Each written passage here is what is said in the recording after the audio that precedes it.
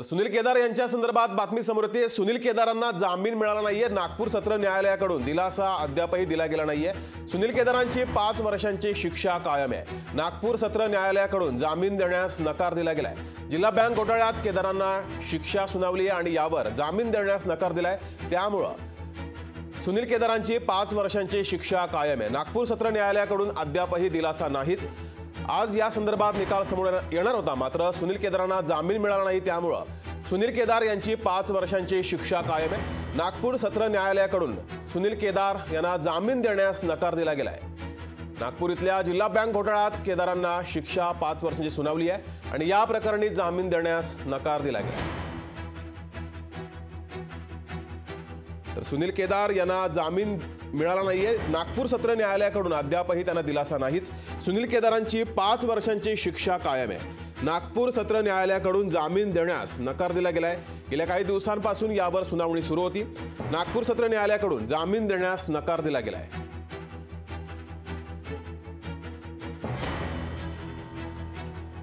याविषयी अधिक माहिती घेऊया। माझे सहकारी विनोद जाधव आपल्या सोबत जोडलेत। विनोद, सुनील केदार यांना जामीन देण्यास नकार दिलाय। जगदीश, मागच्या काही दिवसापासून हा महाराष्ट्र राज्य काँग्रेससाठी मोठा झटका मानला जात होता की सुनील केदारांना शिक्षा सुनावलेली आहे आणि काँग्रेस सुनील केदारांसह काँग्रेस याची वाट बघत होती की याच्यातनं काही त्यांना रिलीफ मिळेल का सुनील केदारांना। पण अद्याप ह्या मागच्या 3-4 दिवसानंतर 3-4 दिवसाची मोठी प्रोसिजर चालल्यानंतरही सुनील केदारांना कुठलाही रिलीफ मिळालेला नाहीये। जी, धन्यवाद विनोद दिलेल्या माहितीबद्दल।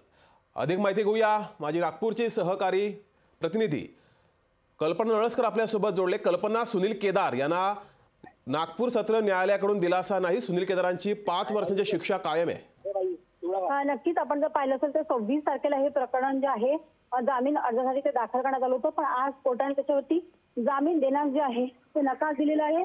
कोर्टाचं म्हणणं आहे की हा जो गुन्हा दाखल केलेला होता तो आरबीआयचा नाव सुद्धा करण्यात आला होता आणि गुन्हा जो आहे तो बरोबर दाखल करण्यात आला होता। त्याच्यामुळे आता या प्रकरणामध्ये त्यांना जामीन देणं जे आहे ते जनतेमध्ये एक चुकीचा मेसेज जाईल, त्यामुळे त्यांनी त्यांचा जामीन अर्ज जो आहे तो नाकारलेला आहे। सोबतच शिक्षेला स्थगिती अर्ज जो अर्ज केला होता तो देखील त्यांनी नामंजूर केलेला आहे। त्यामुळे कोणताही रिलीफ कोर्टाने सुनील केदारांना दिलेला नाहीये।